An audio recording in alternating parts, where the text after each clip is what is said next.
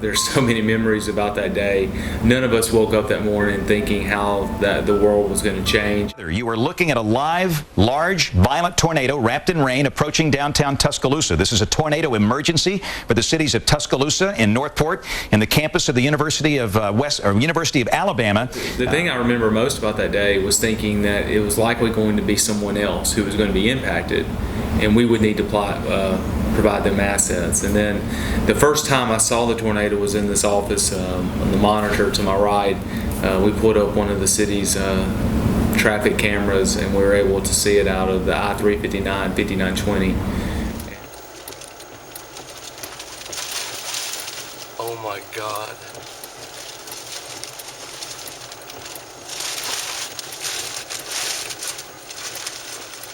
You can see huge debris.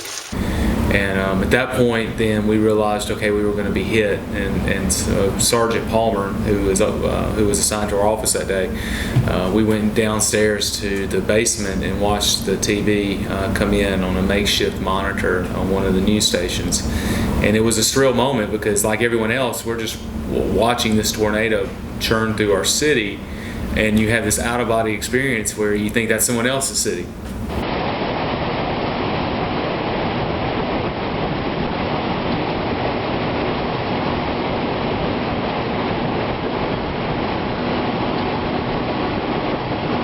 And then there was about 20 people crammed in this room, and then all of a sudden phones start going off, and you realize, oh, this is going to be big. And as we were walking back upstairs to get back to our command center, Robin Edgeworth, who was one of our incident commanders, which is a term we use part of our emergency operations, told me that the Curry facility was destroyed. And I thought, that just can't be accurate.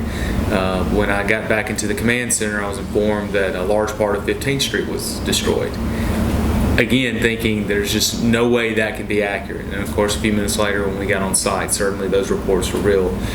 Those first few days were just unreal. It was a whole new world for us.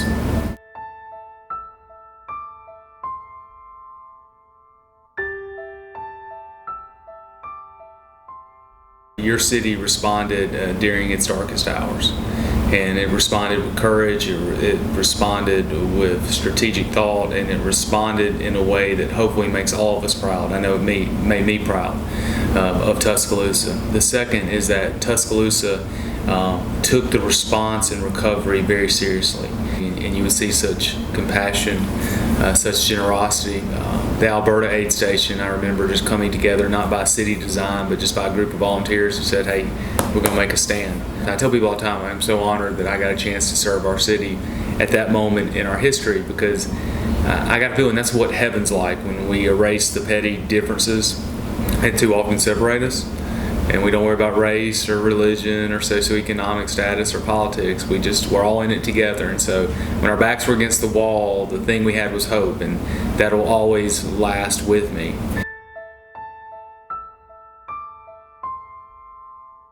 "12 months after the tornado, there was some criticism that recovery wasn't going fast enough. Now, what most people didn't know that we knew was, number one, 71% of the 3,000 homes that were destroyed were rental with a median income of less than $25,000. But the good news, the humanitarian news out of that, is we were able to find housing for 99% in areas that was better than they were in prior to April 27th. So we knew we didn't have a housing crunch in our city. And most people, that meant that for the private sector, it wasn't going to be a market for it. So we knew we had time. The second thing that we knew is that on the commercial side, 1/3 of the businesses that were impacted or destroyed were built before the city had codes. And so there were going to be insurance issues, rebuilding issues. We knew we had time with that. And the third thing is we had nearly $700 million in infrastructure or unmet infrastructure needs that you were going to have to rebuild to even allow redevelopment. We knew we had time to take a strategic look at this. And out of that came the Tuscaloosa Forward Plan. And now today, I think everyone says, okay, I'm glad the city took its time. And here's really the better thing about it. We could take time because no one, quite frankly, for the most part, was going to be in a rush. And the second thing is that we had to take our time if we wanted to really honor all those who had lost so much. And I'm certainly glad that we did. Some of the best advice I got was from a mayor who was from a major city, who said, Walt, avoid the tendency for this to return to the status quo. You'd rather people be mad at you for 2 years than be mad at you for a lifetime. This is my hometown. I was born here. I was raised here. Every street means something to me, and I'm glad that we did it the right way.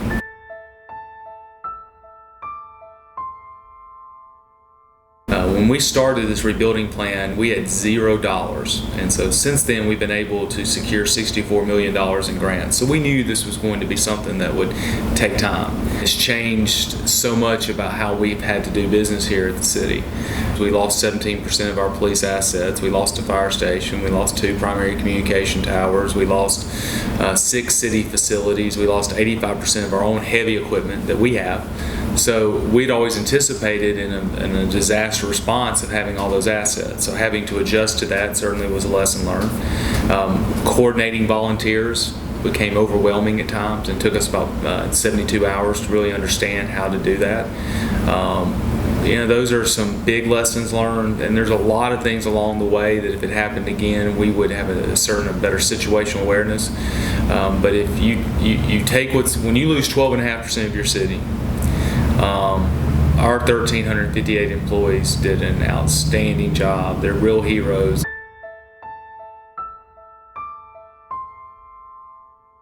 There's both seen and unseen, and you touched on it. Number one is the pedestrian and bicycle access plan that's now in place, and we've got about 1/5 of that complete, and so over the next 10 years I think you'll see it finally implemented in, and that's one of the big pushes. Better infrastructure, water, sewer, stormwater, road, and what you don't see is fiber.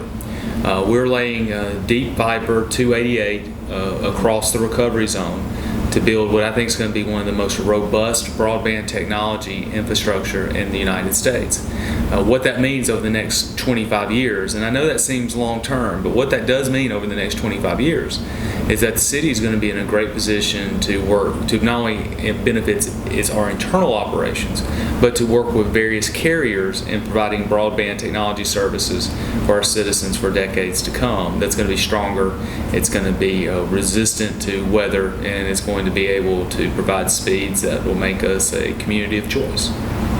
And I think today you see that by taking the long view, we are doing right by the people who lost so much on that horrible, horrible day. I think we could all agree, or I think most people could agree, on April 26, 2011, that Rosedale, Forest Lake, and Alberta were not reaching their potentials. There was no way, especially for those who'd been through hell and back, that we could allow ourselves just to go back to that dynamic. And I am really proud, because it's not politically easy, I can assure you, to change the status quo. And I'm so proud that our citizens, our elected leaders said, you know what, let's do this the right way. And here's what's so amazing. You hadn't seen nothing yet. I mean, the next 5 years are really going to be tremendous, and it's really going to make all of us very proud that Tuscaloosa is our home.